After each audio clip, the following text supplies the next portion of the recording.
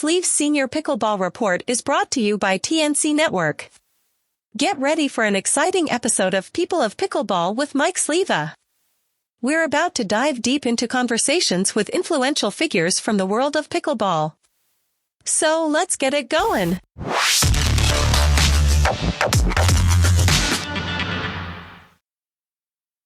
All right, Scott Phillips from Thrive Pickleball. Welcome to the Senior Pickleball Report. Hey, thanks a lot, Mike. Thanks for having me. Hey, great background, man. Look at that. Oh, fancy, isn't it? It's very fancy. Sometimes, if anybody's ever watched some of my interviews, all three people, you get some serious. People will sit in front of like windows with no blinds, and they're like, "How's this?" I'm like, "Well, I can see your silhouette." So, well done. Well, I was pre-warned before. All the lights are off. I'm in a black house right now. That's right. Hey, and I got the old. I'm representing. You got the nice hat on. I like it. I got the nice hat, and I got the paddles. We'll talk about. Nice. So, before we do, obviously, a little bit of background on you. I always start with how people kind of came to pickleball in this goofy wiffle ball game, and obviously, you've even jumped a little further because you're a retailer for paddles. So, talk about how the game came into your life first, Scott. Well, I'm probably like a lot of people. I'm a golfer. That's my main background. I played golf almost my whole life. And then COVID hit and there was no golf. And I think a lot of people decided to pick up as the sport. Where I live, they just built 3 courts. So I decided to buy a paddle with my buddies and we started whacking the ball around. And so I guess it would have been, 21 and I started playing. Right on. So, the golf thing seems a little weird because obviously, outdoor sport, you're walking around, you can be separated somewhat. Well, yeah, but during that time, I don't know, I'm out in Las Vegas, Nevada, and the courses were closed. So we had nothing to do at the time. So, they allowed us, I guess, the social distancing, a pickleball court was fine. So we got a couple balls, bought a couple paddles and, went at it. Yep. Went at it. Right. So like I mentioned earlier, it's one thing to play pickleball. It's another thing to, get in the business of pickleball on some level. So how did that leap sort of come from like, I'm playing, this is pretty cool. Hey, let's get into the paddle game. Well, my background, my background's in marketing, casino marketing, of course, being in Las Vegas, that'd be a, good profession to be in. I've done it pretty much my whole life. And I've always been kind of an innovator. And with my golf background, I've always been kind of like a golf club geek. I'd buy every golf club, every driver, every wedge, every putter, and always trying to just tweak it and make everything just a little bit better. And when I started with pickleball, I was buying paddles all the time. Any paddle I thought it was going to make me better. I thought it was, this is different shape, different size, and so forth. So just started buying paddles, and I just realized that all these paddles I didn't feel were great. They'd wear out too fast, and just came up with an idea. It's like, why not just try to see if I can design a paddle, make a paddle, and that's kind of how I at first got my feet wet and started at it. Right on. Yeah. And, let's get to the paddles right away because that's what it's about here. And, we have the Rush and we have the Threat. We have the 16 mil Threat and then the Rush at 13 mil. And we'll talk about really what makes your paddle company unique is because you really talk a great deal and put an importance on swing weight. So talk to me a little bit about that because, when everybody first started getting into this game and then the paddle market just exploded, it was all about just static weight, which doesn't mean, bupkis. So talk to me about swing weight, why it's important and how Thrive's implemented it into that, into their brand, really. Okay. Well, like you said, everyone talks about paddle weight, static weight, what it weighs on a kitchen scale or whatever device you have. And like you said, it's meaningless. Just because paddles, how they're built, they could weigh the same, but feel totally different in your hand. So knowing that swing weight, going back to like golf, it's kind of the same thing. The swing weight of a pickleball paddle is the most important thing, that and the twist weight. So what we decided to do is for every single paddle, it takes a lot of time. I think we're the only company really out there that does it. We weigh every paddle. And when you purchase a paddle, you can pick your swing weight. And what the swing weight does is once you know what swing weight you like, when you purchase future paddles down the road, you would know that if let's say you like a 119 swing weight, the next time you buy a paddle, you buy 119, the paddles will feel identically the same. Unlike in today's industry, you buy a paddle, you don't know what it is. You may know the static weight. It may be 117. The next one you buy is 123. So there's no consistency. And for playability, it's very frustrating for a lot of players because they're always getting a different paddle. And for us, we like to think that we're the most consistent paddle company out there when it comes to purchasing a paddle. Yeah, absolutely. I mean, I got a little, I don't have them with me, but like a little card that was on the outside of, Yep. Actually have one right here. Package. This is what, yep. And it's phenomenal because it gives you all the data that, you can geek out on, really. And a lot of people are into that. And it explains, why the paddle feels the way it does. And I've reviewed dozens and dozens of paddles, and they give me, I can go to their site, and it gives me, it'll be between 7.8 and 8.1 in some regard. And some of them are not even remotely close to their parameter that they put on their website. Yeah. Like, there was a paddle that I weighed that was like 7.1, and they were saying, well, it could be up to 8.1. And I'm like, wow. So that's a cool thing. And people can see, you get these little strips from Thrive that give you specific weight that you can add. I mean, you can obviously go out and buy lead tape as well and do that. But, if you want to make it very specific, you can put that on there. And then talk to me about how, you can explain to somebody that has a paddle the weight that they put on and how it will adjust the swing weight for their particular want or need. Yeah, definitely. So it's two parts with our whole customization of our weight cards. Like we said, we measure for swing weight, we measure for twist weight, balance point, head heaviness, and we do have the static weight just so people know. Sure. But the main thing is once you have your swing weight, which you would have on the card, when you add the lead bars, as I have a paddle here, there's two here. And if you go to the website, it shows you if you put the lead bars in certain positions, how it affects the swing weight. And more importantly, the twist weight. Not enough people talk about twist weight. And what twist weight is how much the paddle twists in your hand on an off-center hit. So the bigger the higher the number of the twist weight would be the bigger sweet spot, which would give it more control. Right. So our goal is to get a paddle for a customer and try to build up the paddle as much as we can with weight, so we can increase the twist weight without getting the swing weight so high where it feels uncomfortable in their hand. Right. So that's the main thing. I tell everyone, if you do not put lead tape on your paddle, you're doing a disservice to the paddle. It makes the paddle better. Yes. Unfortunately, a lot of times when people buy paddles, they're so heavy, they can't put lead tape on them because you can't take weight out of a paddle. So, I try to tell people like, hey, if you like a heavy paddle, maybe you go for a medium heavy and we add a little weight to it, then you'll be where you like to be. If you're like a light paddle, get a light paddle, but we'll add a little weight. It'll make the paddle better. And on the website, it will show what happens to the swing weight, how it increases, and what happens to the twist weight when you put the lead in certain positions on the paddle. What is talk to me about the paddle that in the weight you like to play with and why and how much you're adding to your paddle? Well, for me, I'm a kind of a flicky player. I like to do a lot of backhand rolls and forehand rolls. So it's harder for me to go more up the face.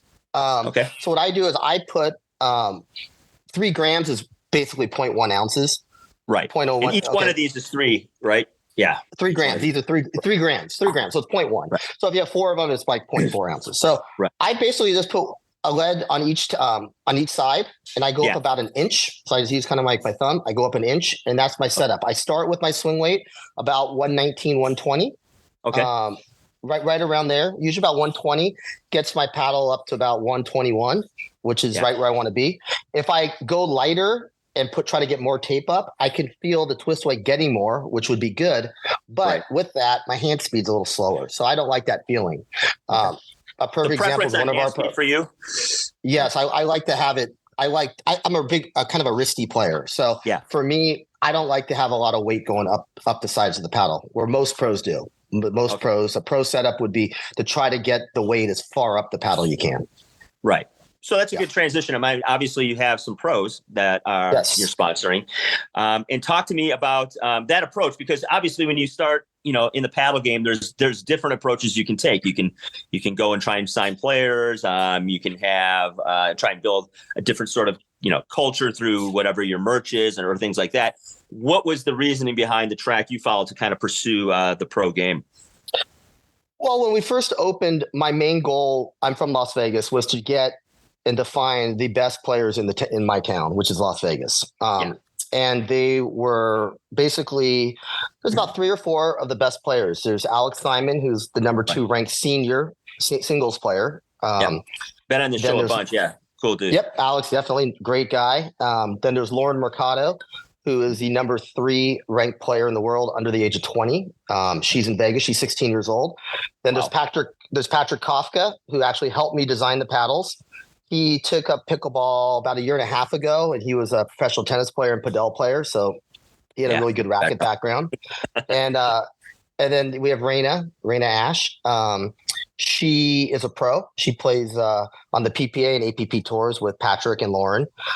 So those were the main players in town. There's also Luke Ness is a pro. Alec Weller is a pro. So I really just wanted to get the best players in town. If the best players believe in the paddle, then it's a lot easier for other people to believe in the paddle. And of course, I would not want someone to play a paddle they didn't like, but it was pretty easy once they got the paddle in their hands to switch over from the current manufacturers they're playing with. So I ended up getting, of the players I just mentioned, I got all of them. So they're all playing Thrive. Yeah. They're all playing Thrive now. I think it's beneficial that you can go out there, whenever and go to the courts and talk to folks and see, kind of get their feedback instantly, rather than doing email, or you've never met the person and you're sponsoring them. You kind of get to know their personalities and, the things they sort of like. So I like that approach. Nice and small. Start local, man. Yeah. So we did that. And then, we kind of branched out and, we just signed on Casey Diamond. He's out of Charleston, South Carolina. Great name. Ryan Finley, who played in the NFL. It is a great name. That's a Vegas name. And then Ryan Finley played in the NFL. He's a professional pickleball player out of Scottsdale, Arizona. He signed on. We have another one that's about to sign on right now. Cool. Also in town, we have Cheryl Bond. She plays the paddle, and Courtney Clark. And we just have a good little small group of good players that believe in the product. And, that's kind of what we wanted when we were first starting out. Right. Absolutely. Congratulations. So that's a great start. Thank you. Let's talk about, obviously, if you get into, creating paddles, you have to deal with the ever moving sort of matrix of what happens to be a legal paddle and what is not a legal paddle. And, that could be an entire interview on its own. I understand that. So talk to me a little bit about, the ride you've been on since entering this game and trying to, figure out, where the markers are going to be from week to week. Well, it's funny you say that because we're innovators. I'm an innovator. So, we have our 2 paddles out right now, and we're already working on our 3rd paddle that will be released sometime in the first quarter of 2024. So we have some prototypes right now, and it is frustrating because every day we ask ourselves the same question, like, what's going to change? We're building these paddles, we like them, but in next Wednesday they're going to change all the rules. Is deflection going to change to this? Are they going to change surface roughness? What are they going to do differently? And when we're trying as paddle builders is building new paddles, you're kind of just hoping that whatever you build gets approved. And then once the pros play it, it gets approved when they play it, because it's 2 separate entities. I have to get the paddle approved by USA Pickleball, USAPA. And then once the players play, there's the APP tour and the PPA, and they both have different testing guidelines. So they have to pass another standard. Yeah. So just because it passes USAPA doesn't mean it's necessarily always going to pass for the tours, which is very difficult because our pros want to play the paddles. Yeah, absolutely. And, people, unfortunately or fortunately, whichever way you want to look at it, the standard is set generally with the highest level of players in the world. And then we all just kind of fall in line to whatever that happens to be, because that's why we're buying signature paddles and so on and so forth. And we follow particular players. But I follow a lot of the podcasts, and obviously, it's all over the place at this point. Have you had a chance to engage? You don't have to give me any names, but with anybody who else is in the same game you are, and talk shop a little bit about this? I've talked to some other paddle builders and just kind of see what they're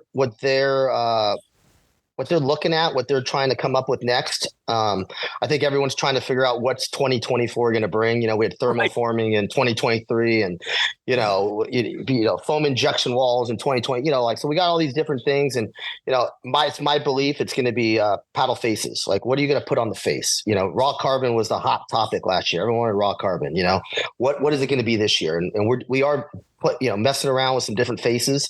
to see which face that we are going to go with. There's nothing off the board. Every day there's something new. And we want something that's playability for all levels. I mean, I think that's the main thing, just not the pros, but for amateurs, whether you're a beginner, intermediate, advanced player, it's very important to us. How important when you're developing something and testing it is the ball? Because obviously a lot of pros like to use the Dura 40, and most of the amateurs out there at this point are still using the Franklin ball. And they're different balls. I mean, probably to the average person that walks out there, they're not going to notice right away. They both look similar, and you hit it, whatever. But do you pay attention to the type of ball that obviously is coming off the paddle? Because you're catering towards pros at some level. Yeah, for the most part, the pros are going to play whatever ball they're forced to play with. So right, if it's a Dura, they play Duras because that's what the tours play. I just got word that Dura is no longer going to be part of the PPA tour. They're going to Vulcan. Yeah, I heard that as well. Yeah, it's kind of surprising because Vulcan doesn't have a ball. But who knew? Exactly. Which, hey, but par for the course. I guess you got to start something. You got to start with something. But it'll go to the Vulcan ball. Now the Dura is the fastest ball.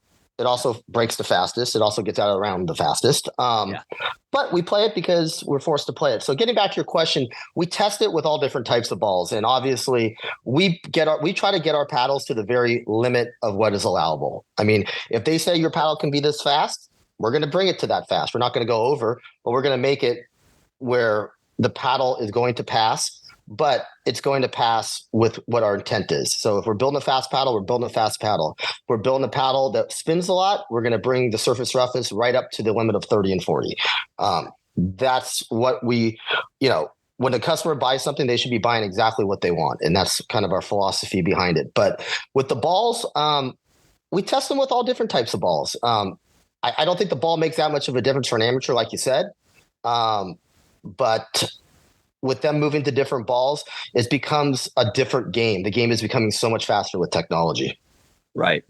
So I mean, we talked a little bit off camera, and if you want to talk about this, we don't have to. But you think that ultimately, instead of messing with the paddle so much, we should really start looking at the ball for testing. And we have to test so much. Well, I think the ball is what you can control. That's the easiest control option you have. At a tour event, you control the balls. You just bring out a slower ball. You have the parameters of the paddle set where there's a limit. They don't change. And then you have a slower ball, and everyone should be happy. The problem that happens now is we have a fastball.